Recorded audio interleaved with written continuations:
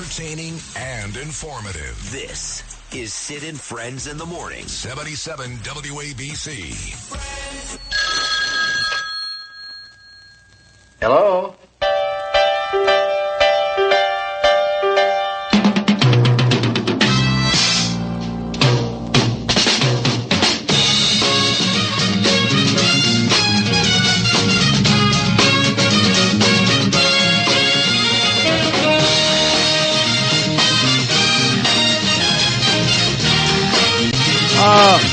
Yes, this is the theme from the Bob Newhart Show. Bob Newhart, great comedian, great talk show.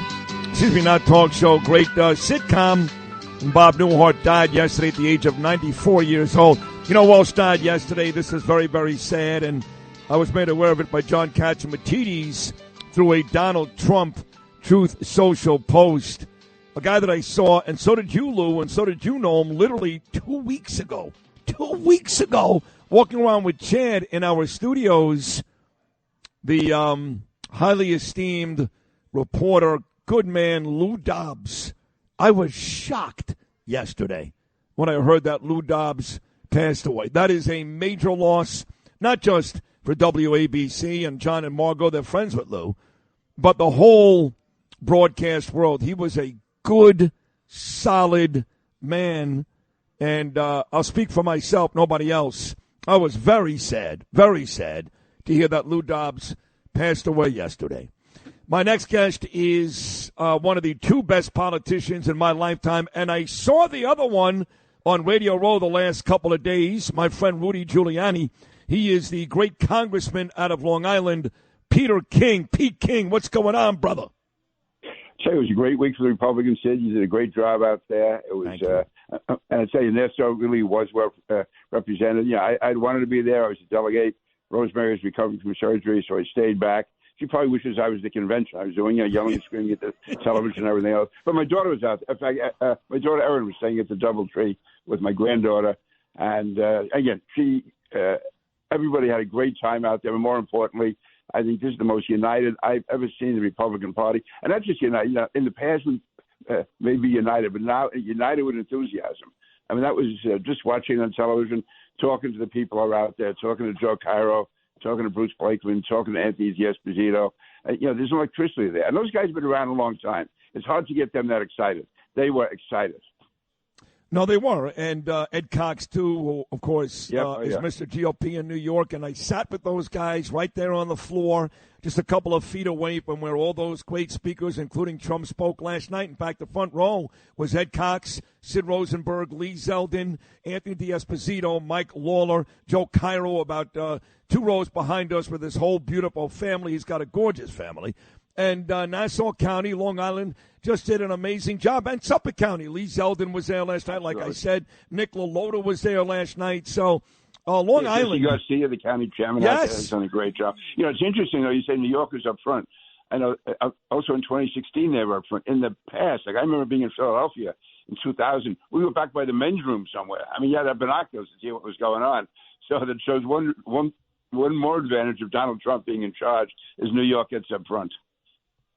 Well, talking about Donald Trump being in charge, you know, a lot of folks this morning are saying that was a much more subdued and even somber Donald Trump. In fact, some of his biggest supporters complained that he went on for 90 minutes and he wasn't his usual fiery self. I think a lot of us could have predicted that he was going to be that way after Saturday night. You know, I know you listen to me all week long, Peter. I made that point on Tuesday morning, that seeing Donald Trump Monday night, he did not look the same. You could make the same argument last night. Now, look, he's on top of everything. He's got the policies. He's got the love. He was still very funny last night as well. But you have to admit that was not exactly the President Trump we've gotten used to over the last 10 years. And according to some, that may be a good thing.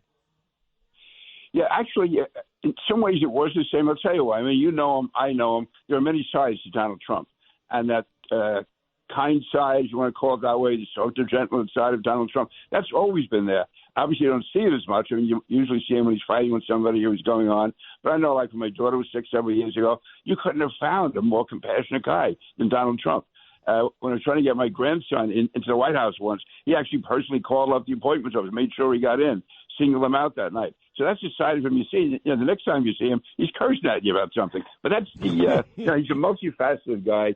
To me, it's all part of the same package. I would only suggest, not that you care what people think per se, but I think if he can sort of keep some of the anger away and focus on what's happening, he'll get more done. Like I saw in Washington, sometimes he would have a great start to a day.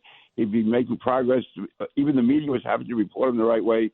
The Democrats were in a state of panic. And then he'd say something that he couldn't quite back up, and that became the story of the day. So I'm saying for his own good, I think the more he could focus on one particular issue at a time. But listen, who am I? This guy's done everything wrong every time he's campaigned, and now he's three-time nominee for president of the United States. No, that's funny because you and I you're right. I mean, these are the arguments I have with guys like your friend Breslin and my friend Mullen. Terrence, he got to do this, he got to do that. Shut up! What do you mean he's got to do? The guy's won 3 straight primaries. He'll make the argument he's about to win his 3rd straight presidency. Leave him alone, okay? I think he knows what he's doing at this point. Everybody's a Monday morning quarterback. Everybody's a critic. I would say President Trump has kind of figured this thing out. Good morning, Nicole Maliotakis. But, Peter, I want to ask you about this Biden news because it's big news. A lot of folks have been predicting this for a long time. Bill O'Reilly for about a year. Even my wife Danielle back to last August was saying they don't see any way Joe Biden is going to last. 2 reasons. First of all, he can't do it physically. And when you couple that with the fact that he's done everything wrong, every policy has been wrong, they all predicted he'd never make it. And it does look like, according to Mark Halperin, former MSNBC reporter, now Newsmax host, that that Biden will, in fact, step away this weekend. Now, what I read was he's not going to endorse Kamala Harris. Instead, he wants an open convention in Chicago. So, Pete, you're a very experienced politician. If that's true, and Biden really is stepping down this weekend, and I do believe it's true because Obama was the last straw, an open convention, how chaotic will that be for the Democrats? It'll be total chaos. It'll be 1968, only much worse. With all of this, as bad as Biden was, the reason I wasn't sure he was going to drop out until recently, if he hadn't set up that debate himself, I mean, that is probably the worst self-inflicted wounds any candidate has ever. If he had not challenged Trump to a debate and Trump hadn't accepted it, we wouldn't have seen the media have been able to cover up for Biden going right through August 19th. It was when he really basically exposed himself on national television for being, again, just out of it, unable to debate, unable to function. That's what's costing him this. If there's a convention, I don't see how, if this is actually thrown open for voting, I mean, you have Kamala Harris, I mean, she feels, and by most rights, she feels, okay, she'd be entitled to it. She's a vice president. If she was good enough to be vice president, she should be good enough to be president. But everyone knows she's an incompetent candidate. When you push her aside, you're talking about an African-American woman being pushed aside, and that is a part of the Democratic base. How do they get around that? If you bring in Gavin Newsom, he's from California. She's from California. They've no one out there. These other governors they're talking about, let's even assume they're qualified. No one's ever heard of them. So they're going to be going up against a man, Donald Trump, who's been known for 20, 30, 40 years, but he was also president of the United States. So how do you find some governor of Kentucky, governor of Pennsylvania, who's unheard of, to run against him? And the chaos on the floor with their base, with the ALCs, going against them, if you want to call them more moderate Democrats or not as progressive Democrats. I don't see how their party survives this. But with all of that, we got to keep in mind the country is still divided. This is going to be a tough race because somehow between now and Election Day, the media is going to galvanize against Donald Trump. They could have Mickey Mouse up there as a Democrat, and you could have a chaotic convention.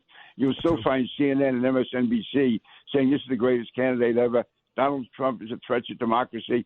So we got to stay strong on this. Even you keep saying that Anthony D'Esposito, he's going to win big in Nassau County. His opponent has more money than he has. And that's because the National Democrats are pumping it in. And that's going to be going on around the country. It's certainly going to be going on at the presidential level. So we got to fight this out. We can't take this for granted until election night and then after. This is going to be a tough fight because there's so many forces allied against Donald Trump, allied against Republicans, allied against Anthony D'Esposito and other Republicans, Mike Lawler, LaLota, all those guys, Scott Molinaro. They're going to be getting hit hard. They're going to be getting barraged by the media and by the progressive forces. Yeah, I did see Mark Molinaro last night. So before I went to the event, my cousin Norm Coleman. You know Norm very well, former mayor of St. Paul. Yeah, senator.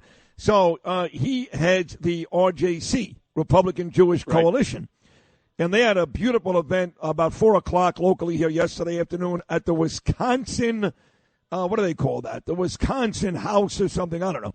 And long story short, it was an event to pump up Israel and get money for the RJC to go to Israel. And he had some great speakers. He had Mike Pompeo. You see pictures of me with Doug Burgum.